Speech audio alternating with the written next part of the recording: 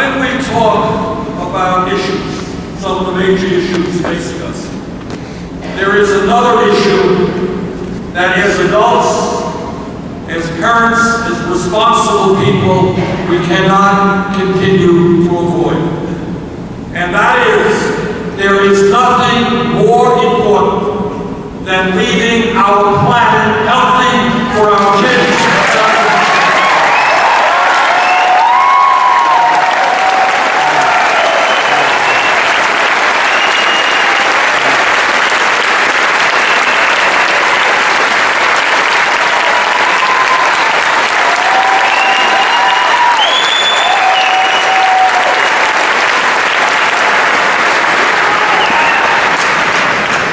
Let me thank Pope Francis for speaking out forcefully.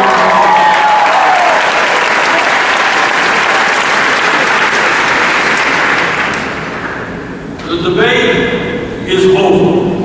Yes. The scientific community, and I sit on the Senate Environmental Committee and on the Senate Energy Committee. And over the years, we've heard from scientists, not only in the United States, but all over the world.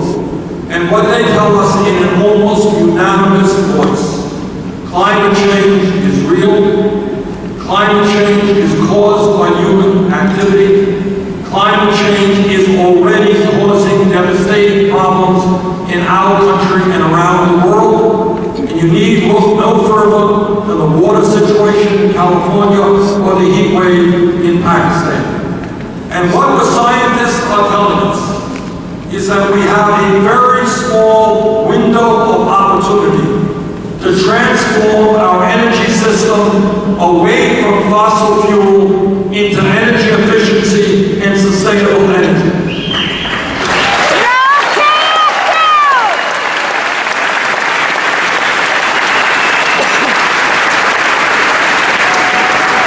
And what they tell us is if we do not act boldly and act very quickly, what will happen is that by the end of this century, this planet will be between 5 degrees and 10 degrees Fahrenheit warm.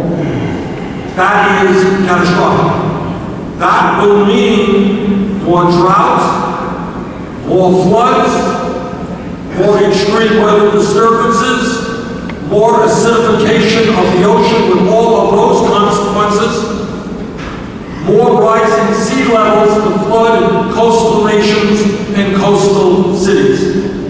And what the CIA and the Department of Defense add to that is that in a world which will have less water and less land for people to grow the food that they need, people will migrate to find the natural resources they need to survive. And when that happens, when people fight over limited natural resources, water and land, you will have terrible war. We have the moral responsibility to lead the world in transforming our energy system. It is to me, as the most progressive member of the United States Senate, I obviously disagree with Republicans on virtually everything.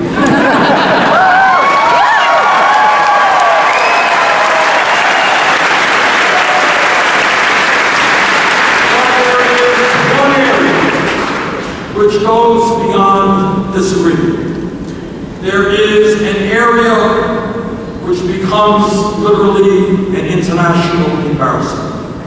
And that is the vast majority of Republicans in Congress are rejecting science, are rejecting what the scientific community is telling us.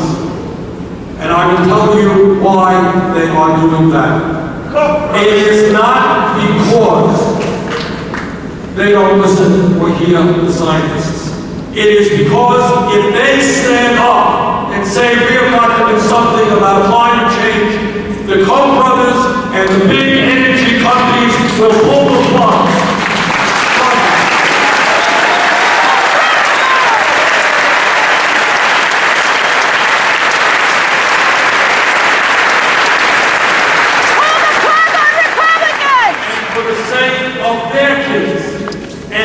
grandchildren who will live on the same planet as our kids and our grandchildren, they are finally going to have the sun and the guts to stand up to their funders.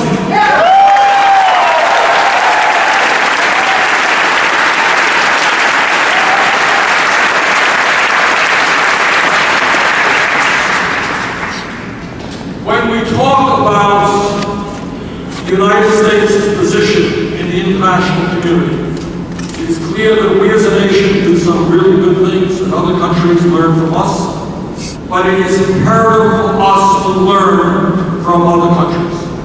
And in one area there is a very big lesson to learn. The United States today is the only major industrialized country on earth that does not guarantee health care to all of its people.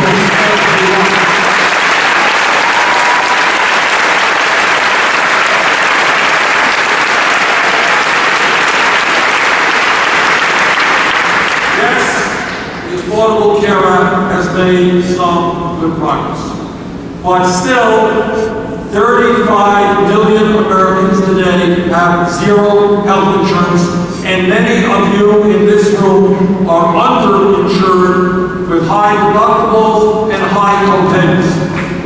Thousands of people in America die every year because they either have high deductibles or no health insurance, and they hesitate and wait before they walk into the doctor's office. And the doctor says to them, and I have talked to those doctors, why did you come in here earlier? And they say, I didn't have any health insurance. I couldn't pay the doctor. And some of those people end up in the hospital, much sicker than they should have been. Others die because they don't go to the doctor when they should. In my very strong view, this nation must join the rest of the industrialized world and guarantee health care to all people as a right.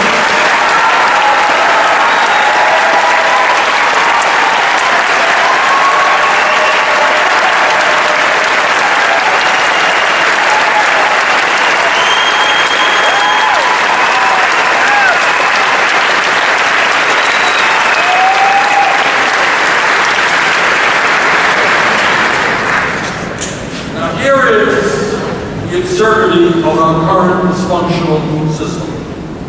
Not only are 35 million Americans uninsured and many more underinsured, not only do we pay the highest prices in the world for prescription drugs, not only is our life expectancy lower than many other countries, not only is our infant mortality rate higher than most other countries, but for all of that, we end up spending almost twice as much per capita on health care.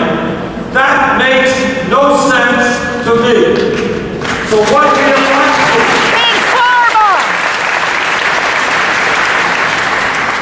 we have got to do, as we go forward, for providing health care to all people as a right, we have got to do it in a cost-effective way.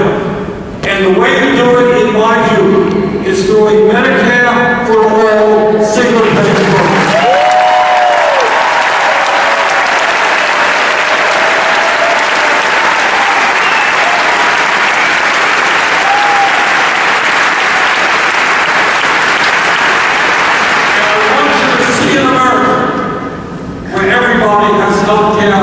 As a right, where when you get sick, you can walk into a doctor's office. Where when you need medicine, you do not have to pay the highest prices in the world. Where when you need to go to a hospital, you don't have to worry about paying back the cost of that hospital for the next 20 years or go bankrupt in the process. But when we talk about health care for all, what that is also about is lifting the burden on small and medium-sized businesses who can go about running their businesses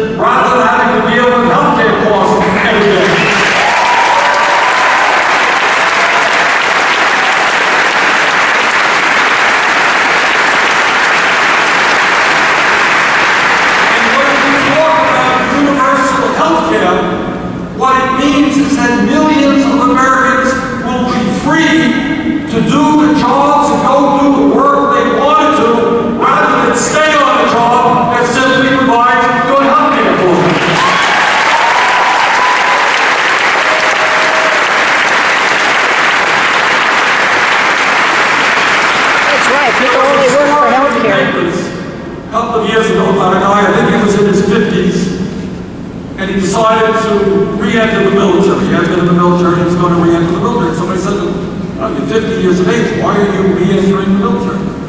And his answer was, my wife has breast cancer, and that is the only way I know to get her the health care that she needs. That should not be decisions being made in America.